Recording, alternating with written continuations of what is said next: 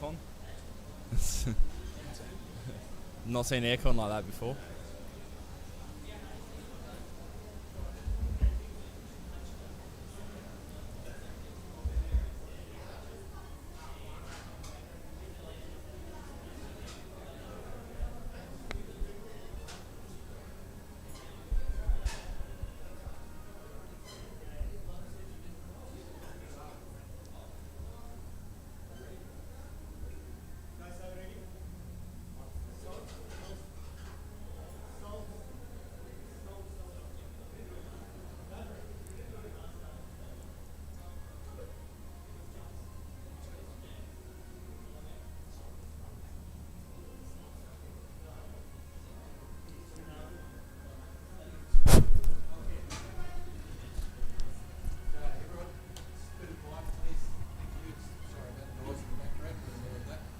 As always, guys, if a question, raise your hand, make it clear. If you have a question, microphone is here. So if someone would like to lead us off, the floor is yours. Hi, this is Fazal Khan from Times of India. It is a familiar ground for Stones, and also we saw for practicing last evening. So he will be in the squad of tomorrow match. He's fit, so yeah, we'll announce the team tomorrow. But it's a ground he knows pretty well. I think chatting to him and a couple of the other guys, it's probably in a bit of a different condition to what it is for IPL. The wicket looks really good, so yeah, he's someone we'll look at pretty closely. Hello. So, Pat, how is it mood of the team right now after losing the first match, and what are your plans for this match? Yeah, disappointed after the first match. Yeah, we weren't at our best. So yeah, everyone's pretty driven the last few days. Everyone's trained really well, and yeah, ready to go for this one. Hello, Pat. Here. Pat, what is your experience and opinion about this ground, about this pitch, and what will you do? Have you seen the pitch, and what will you do if you won the toss? Anything decided?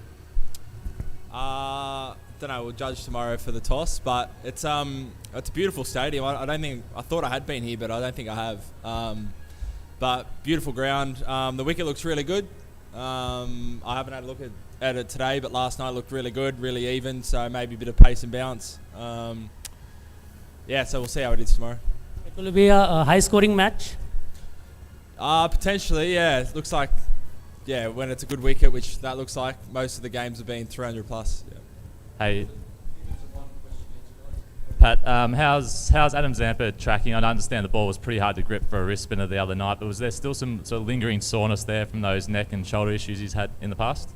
I don't know, to be honest. I think he was okay. Yeah, his prep leading in, it was probably a bit lighter than he would normally have, but yeah, I wouldn't look too far into the last game. I thought he bowled okay, but it's pretty hard defending 200 and trying to create something out of nothing. So I think, yeah, I'm sure it'd be great out there. Again, if you have a bit more of a total to bowl to, he's one of our key guys. Just on that front, Pat, given how difficult it was for the spinners to control the ball with the dew the other night, are you going to be inclined going forward to bowl first if you do win the toss? I think it's different at every venue. So, here it's whatever, a few thousand kilometres away from Chennai. It's a bit different. Probably have another look tonight, see there's dew, but it doesn't seem like there's as much dew at this ground. But yeah, it's kind of, I don't really have a strong opinion on the dew in one-day cricket. It's some games that the ball gets heavy and it's actually better to bowl at night, and other games it gets so slippery that it's hard to grip onto. So it's kind of, I don't know, it's a bit different to T20 cricket.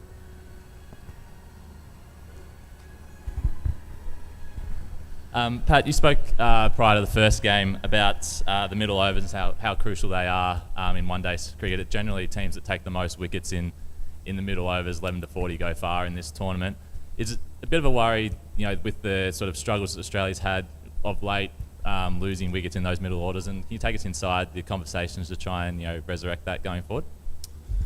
Yeah, I think that's, it's no secret that period of the game seems to be the most important in one-day cricket. And it's the same for our bowling group. We've got to try and find ways to create wickets. It's tough sometimes to force something in the middle if there's a partnership on. So that's been much the same for the batters. How do we create partnerships? If they're bowling well, how do we shift the pressure back onto their bowlers and try and force their hand to make some changes? But I think it's a real delicate balance in one-day cricket of not taking huge risks, but it's not like Test cricket where you can wait it out. You have to keep the run rate ticking over. Pat, there's always talk about your rivalry with England and India, and I think a lot gets written about it. But just how different is the rivalry with South Africa? You played quite a bit against them, just on the ground and just overall. Yeah, it's another team that I feel like we play quite a lot against, which creates a bit of rivalry. I also always find with South Africa, I know we always match up quite similarly. Like they've always got some fast bowlers and some batters that take the game on. Maybe a leg spinner. So it always feels like it's a clash of two very similar teams. No doubt will be another great game tomorrow. If I could just ask you one more, Pat. A lot of the guys from 2019 are still here and part of the squad. But a lot of them, like yourself, have become fathers, and your family's coming down. Some of the families are already here. How different is it, like in terms of having a different perspective to cricket itself, to life itself, and just walking around the team lobby and the dressing room as compared to say 4 years ago? Quite different. Everyone's 4 years older. Even the ones that haven't had kids are now, playing the second World Cup. You also throw a couple of T20 World Cups in there in between as well, so it feels a bit more, settled. Everyone feels like they know what they need to do, I think you're seeing a lot more people come train, put everything to training, but once they go away, they actually get away from cricket a bit more and spend time with their families. And so I'd say it feels a bit more well balanced. I don't think the actual cricket side of things changed that much, but outside of that, I think it's in a really good place. Hi, Pat. This might be maybe a question for further down the track, but maybe you're also thinking about it tomorrow. How will your rotation of quick bowlers work through the tournament, and even like for yourself personally, how do you see yourself rotating around that? The intention is to try and play every game. I think if we won't be rotating bowlers really unless we have to. Someone's really fatigued or someone's managing a niggle that needs a bit of a rest. The intention is to try and have everyone on the selection table for each game and you pick your best 11. It's World Cup, you can't really take any game lightly. So probably later on in the tournament we'll look at that if we need to, but at the moment there's no plans. Pat, have you got an update on Travis Head for us? George Bailey mentioned there was another check-in point around the 11th or 12th of October. No update. I think it's tomorrow. He's getting a scan and seeing the surgeon to get an update. So hopefully in the next couple of days. Just Pat, about your own one-day bowling. It's a format that you don't get to play regularly. What has the adjustment been like? I know you played a few this year. But between 2020 and now, you haven't got the chance to do that. And where do you think your one-day bowling is right now? I think I'm really happy with where it is. I feel like it's in as good a place as it ever has been. I think early in my career, I found it a hard balance between kind of the Test cricket and T20, like getting too funky.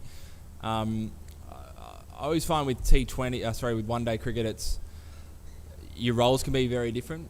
Being an opening bowler with a ball that swings is very different to coming on first change, maybe bowling cross seamers where you're trying to almost defend and get your wickets through pressure. It's a different kind of challenge to the other formats, but I feel in a really good place, and I enjoy the challenge of having to almost be prepared for anything in terms of death bowling or just basics or trying to create a wicket out of nothing. So pretty happy. Pat, just on that, there's a lot of talk around one-day cricket and the context of it, but what you've mentioned there is that it requires a slightly different approach and skill to Tests or T20. Does that what kind of unique challenge does it present? And do you still feel it's a challenge you're interested in as a bowler to like develop a one-day game side of things? Yeah, I think the biggest challenge is, you've got 10 overs. It's actually quite a physical format. I find it probably the most physically taxing if you're playing 2 or 3 games in a week. It's, we're doing 15 Ks in a 50 over match. I think, in T20, if you bowl one really good over, that can be match winning. I think in one-day cricket, it's not normally the case. And it's rare that the conditions are really in the bowler's favour, which is fine. It's just a challenge you've got to try and deal with. So it's, it's tough, but I do enjoy it. Thanks, everyone. Thank you. There's one more. That's it.